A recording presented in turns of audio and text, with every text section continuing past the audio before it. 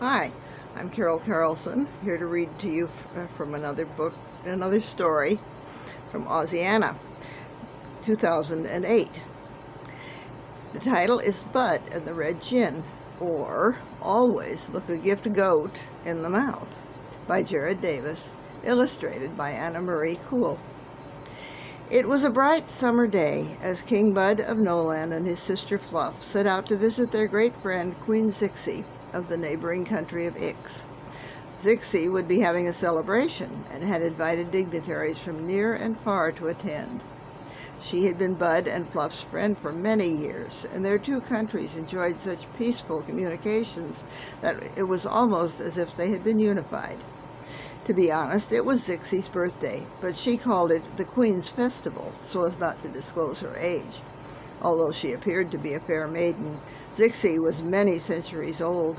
But her real age would always be reflected in a mirror, and it was for this reason that she had no mirrors in her palace. Her own vanity compelled her to keep her age a secret, although she had once revealed it to Bud and Fluff. The king's coach went at a quick pace from Noland to Ix, by a road that Bud and Fluff had caused to be made between the two countries, so they could visit Zixi easily. Their first visit had been made through the air with their Aunt Rivette, who had carried them as she flew. However, she had since lost her wings and preferred to stay at home in the city of Noel. The journey was completed without any incidents, and they soon arrived at the palace of the beautiful Witch Queen of Ix. Queen Zixi herself came out to meet them, with a half a dozen handmaidens lifting the train of her skirt. "I am so glad you could come," she said, giving the two young rulers of Noland a warm embrace. Bud looked around at the courtyard. "I don't see many guests," he remarked. "Well, not many could make it," admitted Zixi, "but I don't mind. I'd prefer to have few guests than several. It's more personal that way." "So are we the only ones here?" asked Fluff. "Oh, no." Excuse me. Jinnicky, the Red Jinn of Ev, arrived about an hour ago. He's in my drawing room just now. Would you like to meet him?" "Oh, yes," replied Bud. He had heard of the famous Red Jinn before, but they had never met. Zixi led the way into her palace, the maidens leaving her as she entered. Walking into the drawing room, Bud saw one of the most curious people he had ever seen. Jinnicky was not a tall fellow, and he was pudgy, and he looked very jolly. But what was so odd was his clothing. His dress, he was enclosed in a red jar, his arms and legs extending through side holes at its top and bottom. His head was topped with its lid. Close to Jinnicky was a dark-skinned boy in a turban, who seemed to be a servant of sorts. Another man was sitting not far from the Jinn, keeping a close eye on his master. He was dressed in a fancy uniform with a tipped turban, and his beard and mustache stuck out in 3 points. "May I introduce King Bud of Noland and Princess Fluff," said Zixi. Jinnicky and the two followers by him stood. They bowed, but not Jinnicky, who walked straight forward and shook Bud's hand warmly. "Hi, Bud, I'm Jinnicky. Pardon me for not bowing, but it's a little hard in this jar," and he chuckled merrily. Bud smiled and laughed as well. The man with the beard and mustache walked over to Jinnicky. "You should not be so informal," he snapped. "Bud is the king of a small but mighty country." "Oh, I'm sure he doesn't mind, Alababble," returned the Jinn, laughter still in his voice. "Do you, Bud?" "Not at all," replied the young king. "Relax, old Abapple." "Alababble," corrected the surly older man. Jinnicky dismissed his servants, who went off to check on the preparations for the festivities. The Jinn's vizier was adamant about making sure all the details were perfect, and insisted on overseeing Queen Zixi's servants as well. Bud, Jinnicky, Fluff, and Zixi began talking among themselves about the affairs of state in Ev, Ix, and Noland. But as their... I don't have the right page here.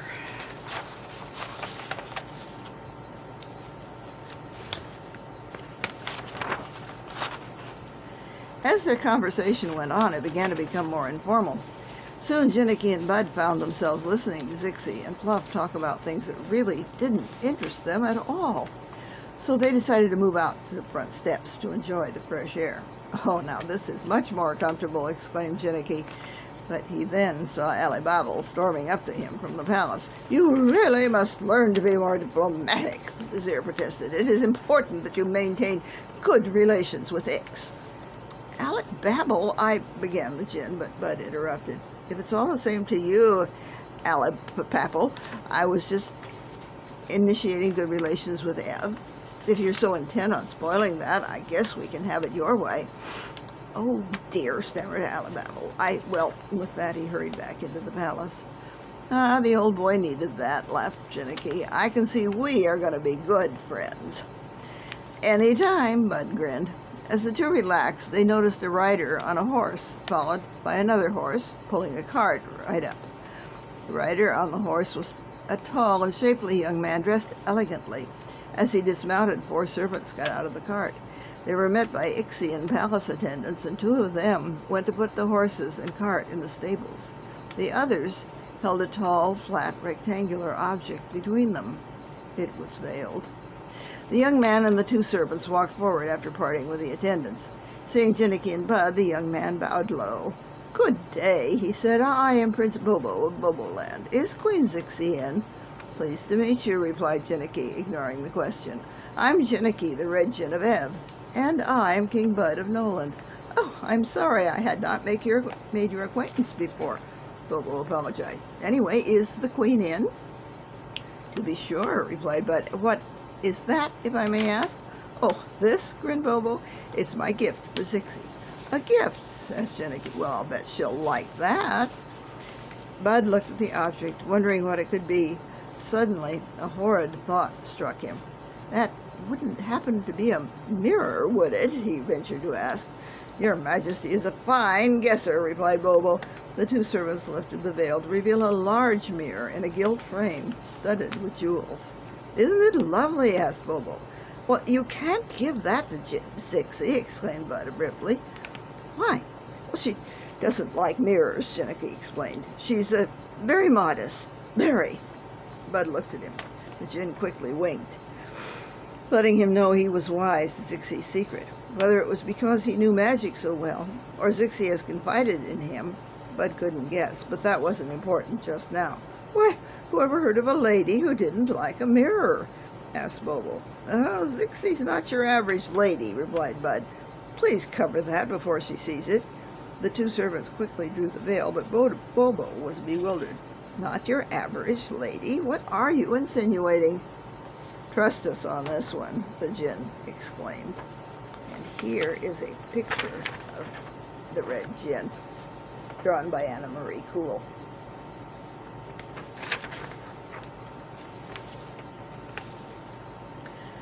"Look, I've been sailing around the continent, trying to make peaceful connections with all the countries. If there's a reason why I shouldn't give her this mirror, I'd like a straight answer." The young monarch was becoming irritated and growing impatient. Bud and Jinnicky looked at each other. They could not betray Zixi's trust. "Why, we have none," said Jinnicky at last. "Like I said, she's extremely modest." "All right," sniffed Bobo, ignoring Bud and Jinnicky. He turned to his servants. "Come on," and they headed into the palace. "Well, we've got to do something right now," exclaimed Bud. "Why, she's sure to have his goat on over this one," replied Jinn with a chuckle.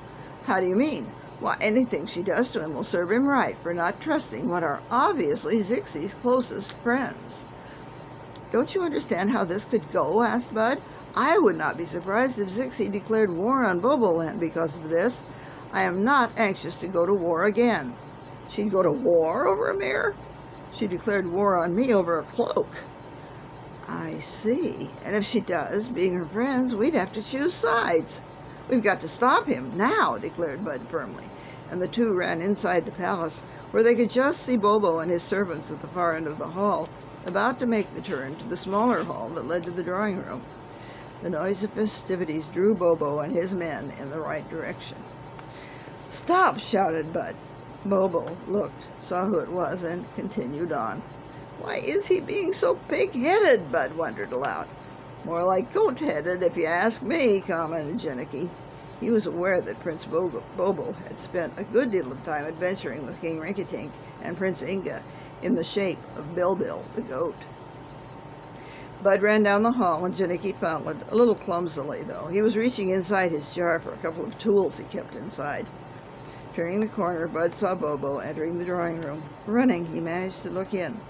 "Why, Prince Bobo of Boboland, what a pleasure," spoke Zixi with a smile upon seeing her unexpected guest. "Indeed, my good Queen of Eggs," replied Bobo, bowing and then sinking to one knee. "I am honored to attend your festival. I bring with me a gift that I hope will ensure for future peaceful connections between our two countries." He explained how he had been traveling around the continent and had heard about this Queen's festival from an Ixian merchant. Zixi looked at the veiled gift, slowly beginning to suspect and dread what was under the veil. Bud's heart raced as the two servants began to remove the veil. He could see Zixi looking straight at the frame and smiling. "A lovely portrait!" exclaimed the Queen in delight. She blushed and held her hand demurely to her mouth. Bud looked behind him. There was Janicki, putting away a magic wand and a small mirror charm. The Jinn looked into the drawing room and chuckled, for Bobo was bewildered at the sudden change in his gift.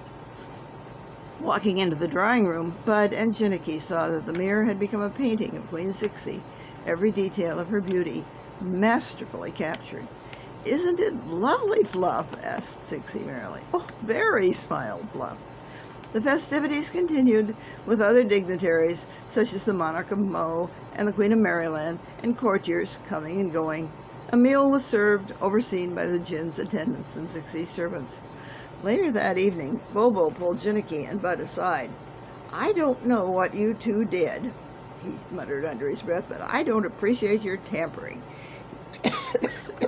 He sighed, adding, "At least Queen Zixi still likes her gift." "Oh, too bad we did anything," replied Janicki. "I would have loved to see the old girl